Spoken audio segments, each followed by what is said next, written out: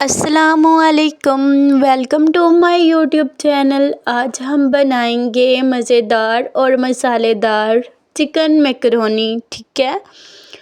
تو یہ ہمارے خاص اور پیارے سے مہمانوں کے لیے بھی ہے۔ ویڈیو کے لاسٹ میں آپ کو بتاؤں گی، ٹھیک ہے؟ تو چلیے ویڈیو کو سٹارٹ کرتے ہیں۔ یہاں پہ ہم نے لیا ہے پانی، ٹھیک ہے؟ پانی آپ میکرونیوں کے حساب سے لے سکتی ہیں، ٹھیک ہے؟ تو جب پانی گرم ہو جائے، اس میں بوائل آ جائے، تو آپ نے نمک اور میکرونیوں کو ڈالنا ہے، ٹھیک ہے؟ پھر آپ نے چمچ کے ساتھ ہلانا ہے تاکہ یہ اکٹھی نہ ہو جائیں، جم نہ جائیں، ٹھیک ہے؟ تو آپ نے چمچ کو ہلا کے چیک کرتے رہنا ہے، ٹھیک ہے؟ آپ نے 5 سے 7 منٹ اس کو پکانا ہے۔ جب یہ پک جائیں تو آپ کسی ٹوکری میں یا کسی کھلے برتن میں نکال سکتی ہیں، ٹھیک ہے؟ یہاں پہ ہم نے کچھ بیسک سے مسالے لیے تھے، ٹھیک ہے؟ اب ہم پیاز کو فرائی کرنے لگے ہیں۔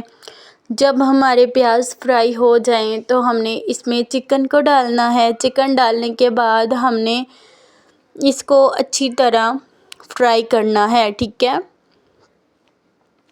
جب تک یہ فرائی ہوتا ہے ہم نے باقی ساری چیزوں کو سمیٹ لینا ہے۔ انشاءاللہ یہ بہت اچھے سے گل جائے گا اور فرائی بھی بہت اچھے سے ہو جائے گا، ٹھیک ہے؟ ہم نے اس کو 10 سے 15 منٹ ایسے ہی پکانا ہے، ٹھیک ہے؟ پکانے کے بعد ہم نے اس میں کچھ بیسک سے مسالے ڈالنے ہیں جو کہ ہم نے رکھے تھے۔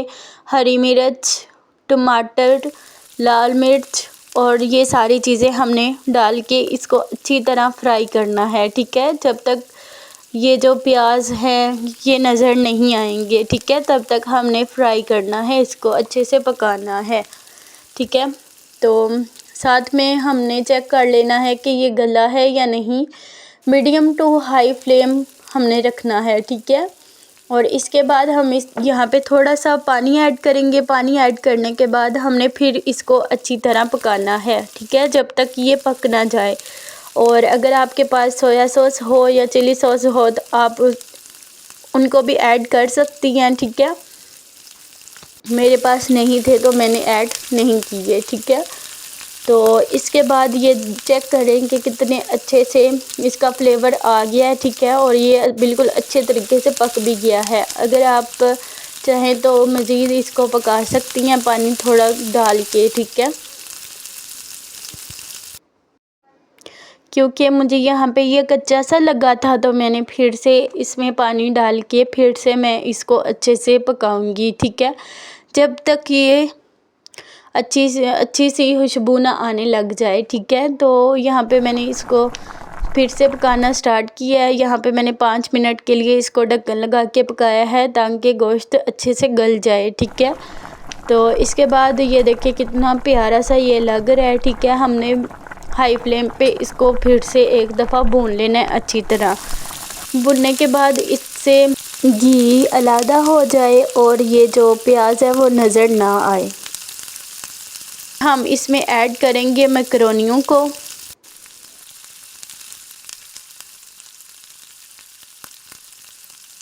میکرونیاں ایڈ کرنے سے پہلے آپ نے اسی برتن میں ہی پہلے ایک دفعہ ہلا لینی ہے تاکہ میکرونیاں جمیں نہ۔ ماشاءاللہ سے ہماری لاجواب سی میکرونیاں ریڈی ہیں۔